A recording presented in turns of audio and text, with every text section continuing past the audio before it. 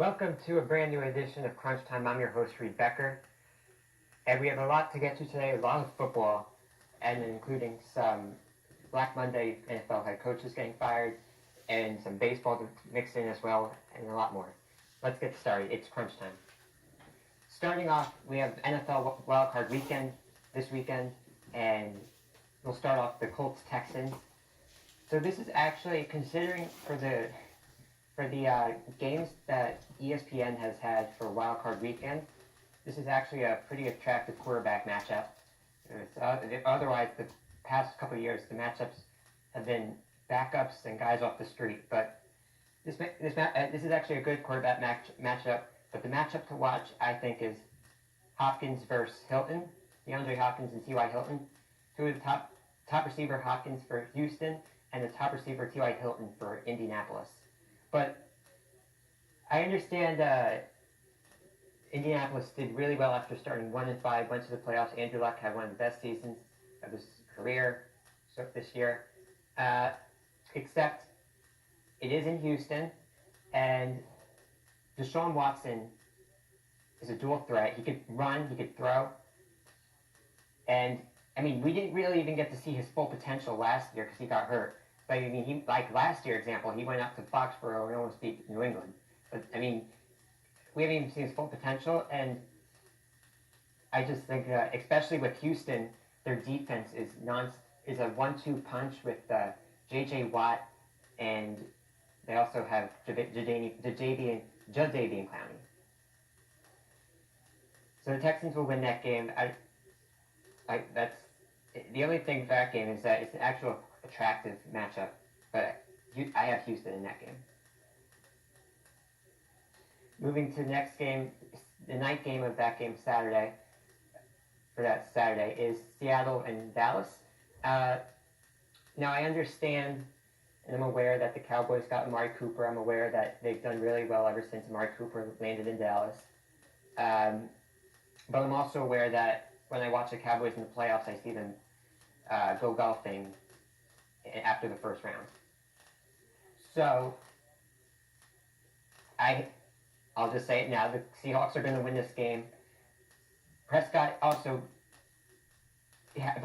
been average this season at best, I would say. At first, he started the season off terribly. And, I mean, they got Amari Cooper, yes, but he's still just, if they get down, which they probably will, you're going to see Dak Prescott get flustered.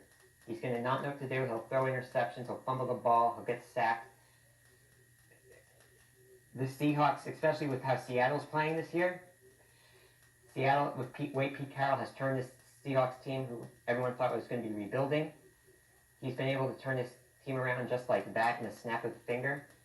And now they are in Wild Card Weekend playing Dallas. And Russell Wilson, by the way, I would say is a much better quarterback than Dak Prescott is. Great thrower on the run, can run. I know that Prescott can run, but Russell Wilson has been able to do it as a 1-2 punch,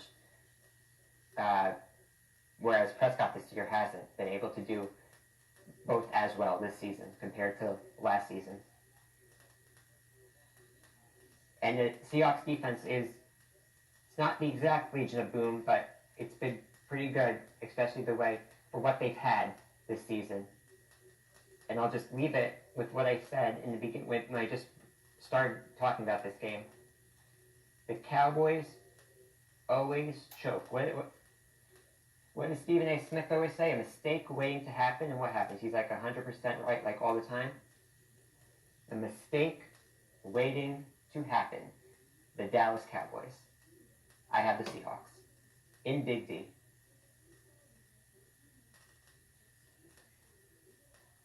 Going to Sunday. Chargers in Baltimore.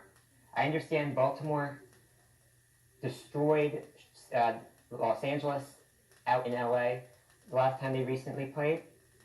However, I'm going to take the Chargers in this game, but here's why. Doing some research with this game, Chargers have one of the best offenses in the league entering the playoffs. They have the best record among all the wildcard teams, which is 12-4.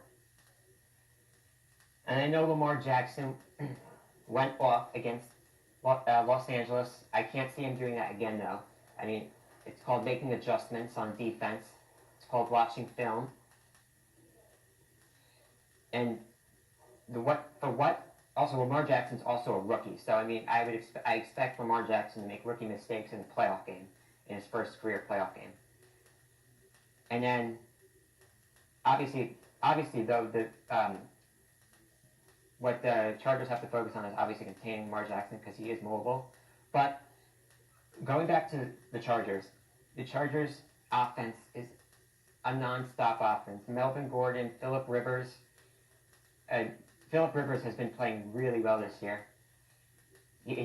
For the past couple of years, he's been playing. He plays average maybe, but this year he stepped his game up a whole notch. And I understand it's west to east. Baltimore went east to west and won. Chargers coming west to east, and the Chargers are also undefeated on the road. So I'm taking Los Angeles Chargers. I want to discuss now the next game for Sunday, Eagles-Bears. I'm taking Chicago. Khalil Mack is going to be Khalil Mack is the difference maker in this game. Ever since Chicago acquired him from Oakland, they have turned into a real playoff contender. They went from a laughingstock in the NFC North behind Green Bay and Minnesota, ever since. But then once they got Khalil Mack, they jumped ahead of Green Bay and went even ahead of Minnesota. Look what they did in Minnesota last week. Minnesota with Stephon Diggs and Cousins, but to be able to go into your rival in Minnesota, in division rival in Minnesota last week, which was to kick Minnesota out, which is your rival. That's pretty impressive.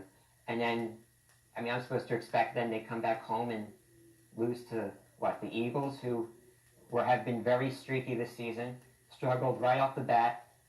They only got saved because they got Nick Foles after Wentz got hurt. And I want to mention something about Wentz and Foles. For Wentz, I've been watching Wentz, so Carson Wentz to me has been overrated. To me, from what I've seen so far, Jared Goff is a much better quarterback coming out of that class. But I understand Nick Foles. The other thing is, I know this was from last year when the Eagles won the Super Bowl, but however, when people made freaking out about how Nick Foles, a backup quarterback, carried the Eagles to the Super Bowl, hold on. Nick Foles, yes, he was a backup then, but he was a starter before that with the Eagles. He had experience as a starter before. So it's not just to make it out like, oh, he was always just a complete backup Joe Schmo off the streets of Philly.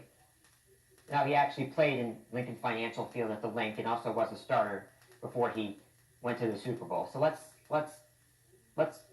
check our facts first, all right?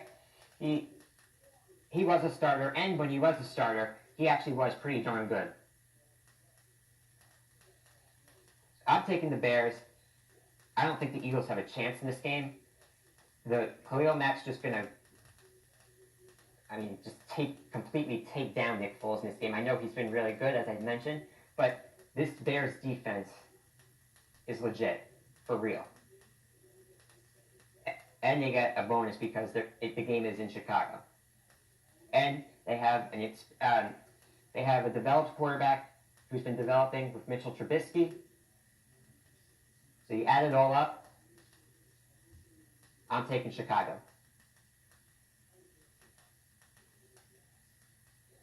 Now I want to mention something else. Staying on football, there was a huge, crazy story that came out this past week with the Antonio Brown.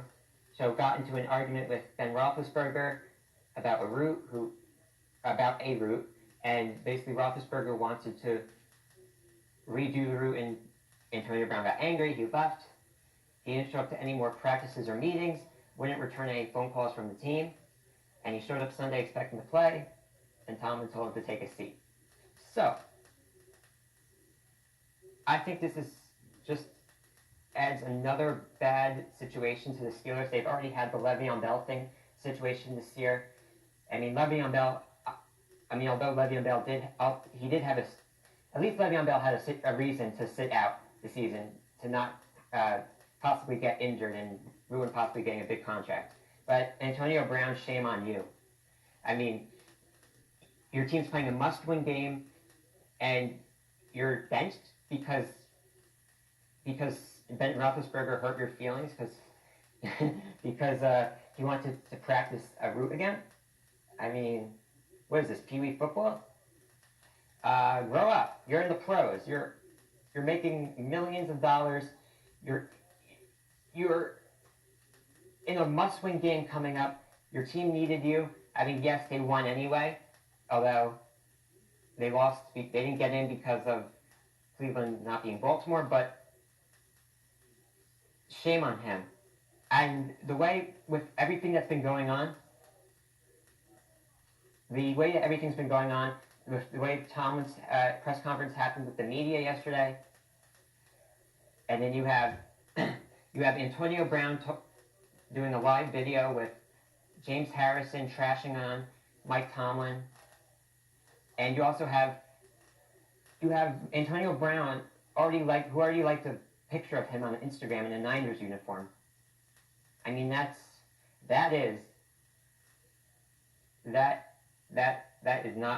really bad, and that will be he's going to get fined for that because he's still under contract with Pittsburgh, not San Francisco, not a free agent. Okay, that's big time tampering, buddy. You'll get a letter from the office soon. But yeah, the way that's been going on, and he also, by the way, just posted on his Instagram a private message that he got from Tom Brady in September, that's nice, but not smart though to just put it out on your Instagram story. But bottom line is, I cannot see Antonio Brown coming back to Pittsburgh next year because, as I mentioned, all that stuff that happened, doing a live video, as I already mentioned, when your coach is speaking, he already, by the way, requested a trade. He doesn't have respect for Roethlisberger, the coach. He thinks Tomlin is too lenient to Roethlisberger. He already likes that picture of him in the Niners uniform. I've already mentioned all this, but with everything that has happened, and there's probably much more to come out, which is we haven't even found out yet behind closed doors, I can't see him coming back to Pittsburgh. And you had Ryan Clark, his former teammate, who basically said Antonio Brown's all about himself, and then of course Antonio Brown had the guts to come back and called his former teammate Ryan Clark, who went on SportsCenter to rip Antonio Brown. He called Ryan Clark Uncle Tom. So, bottom line is, Antonio Brown needs to fix his attitude and start packing and get that one-way flight out of Pittsburgh, because he won't be back. I don't care if I understand Pittsburgh's having trouble. It could be hard for Pittsburgh who will take his contract on. I mean, first of all, if somebody sees that Antonio Brown's available, like San Francisco, for example, or anyone, someone will jump and take him. Someone will take half the salary back. Someone is going to, either Pittsburgh has to take some of it back, or Pittsburgh just takes it, or if they just flat out release him. Someone will jump and take him. Someone will blink.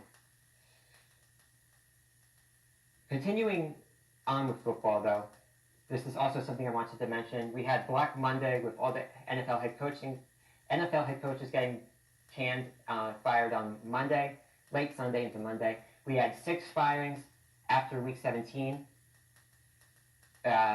plus the 2 that happened during the season, so that goes up to 8 in total. So, but I just want to focus on the Jets here. Todd Bowles got fired late Sunday night. I mean, we already knew he was going to be gone. Todd Bowles was a dead man during the season. And the Jets need an offensive guy who has experience to help develop Sam Darnold. They're going to interview McCarthy. I think McCarthy will be on the top of the list. But the other thing is, let's keep an eye on this for McCarthy, though. McCarthy is going to be, sounds like he's going to be very picky with his selection for the next team to be a head coach of. Sounds like he's not going to do that many interviews with other teams, and it even sounds like he might be willing to even just sit out 2019. So I wouldn't say it's a foregone conclusion that he'll be coaching somewhere, but that will be the Jets' top choice. But in case they don't get him, there's two other guys that I think, because either way they should go for someone that has head coaching experience. I think another name will be, they already, I know because it already has come out, but they have interest in Jim Caldwell. I think that would be a good hire because he has experience. He went to the playoffs with Detroit. And he has experience. He brought them to the playoffs. You have experience, and you can get a team to the playoffs. If you bring that to Fulham Park, I'm sure Jet fans will jump on board. I don't care if it got ugly at the end in Detroit, but I mean, considering what this Jets franchise or Jet fans have been suffering through, I know for a fact that Jet fans will be completely on board with Caldwell. But I also think that he can also help develop Sam Darnold. I mean, he had an average quarterback with Stafford in Detroit, but he had other good quarterbacks. He was with Baltimore. He had Flacco. And then Flacco also won a Super Bowl later on. But that's one coach that I think will be on their list, who they will possibly hire. The other one is, I guess maybe Jet fans might not like this one, although I think it's pretty good. Adam Gase, who was fired from Miami. I mean, first of all, he's a top candidate for like every team ever since once he got fired from Miami. He does have experience as a head coach now. He was in Miami. He got Miami to the playoffs in his first year with Ryan Tannehill and Matt Moore. So those two, which are average quarterbacks. And I understand it got sloppy after that season. But also, he had Ryan Tannehill, who was pretty bad. And then, because also that year one, as I just mentioned, he had Matt Moore to save him a little bit, who was better than Tannehill. So it's not completely his fault that they did pretty bad in Miami, because Tannehill's awful. So I think that's a good hire. I think Gase is a good hire. I wouldn't be surprised. They are interviewing him. I wouldn't be surprised if they took him, because the other thing about Gase is he was in Chicago before that. He helped develop. He did well. When he was there in Chicago, Jay Cutler did well. And the other thing is he was with he was helping develop Peyton Manning before that too. So before Chicago. So Adam Gase, if he helps Peyton Manning, I'm pretty sure he can help Sam Darnold, a second-year quarterback, will be. So that's for the football. Moving on to the baseball, we had the Yankees sign Troy Tulowitzki was to a minimum deal.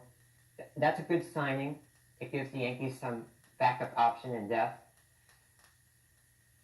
And then also, obviously, he's going to fill in for Didi at shortstop while Didi's out recovering from Tommy John surgery.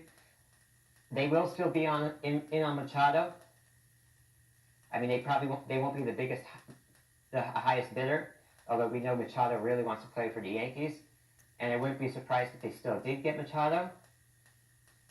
I think Machado will probably even just sign soon anyway. Probably later this weekend or till next week. Probably be soon.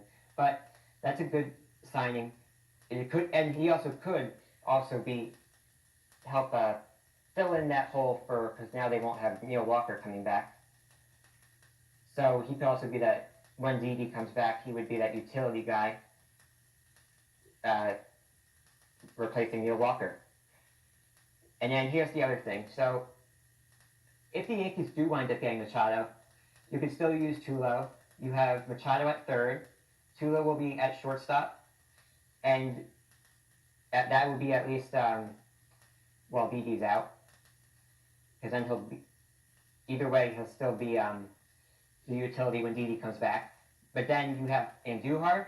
You could either trade him for a pitcher, which I think they probably would wind up doing, or you could have him possibly play first base. But I think they would trade Andujar. I mean, I understand Andujar did really well this past season with the way he's been hitting. I know his defense wasn't great, but his hitting was really well. However, you can if you get Machado, you're upgrading by a lot. And because first of all, Machado's just flat out better offensively and defensively than Andujar is.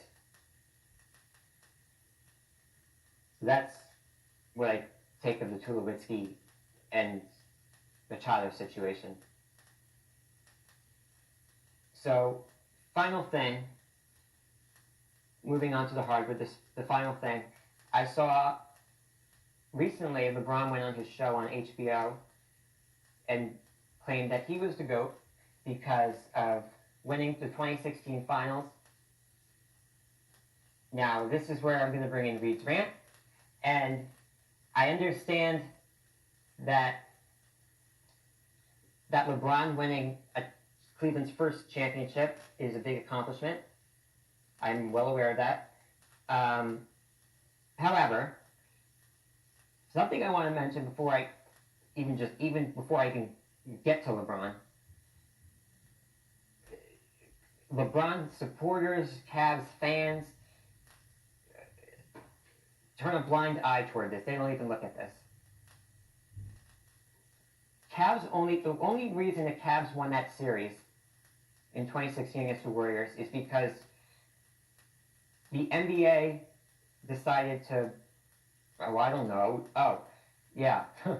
He suspended the Warriors, who was the Warriors' best player at that time in that series, in Draymond Green. He had like every rebound at that series, always under the basket, always diving for loose balls, finishing right under the basket. That was what the Warriors were doing so well with, and that's why they were winning those first couple games. And that's the only reason that the Warriors really lost that series, because once they suspended Draymond, that momentum completely shifted, heading back to Cleveland, and without your best big man to help get those rebounds. That is the reason why they lost that series. But I want now to turn to LeBron. LeBron is, after watching that, he's delusional about himself.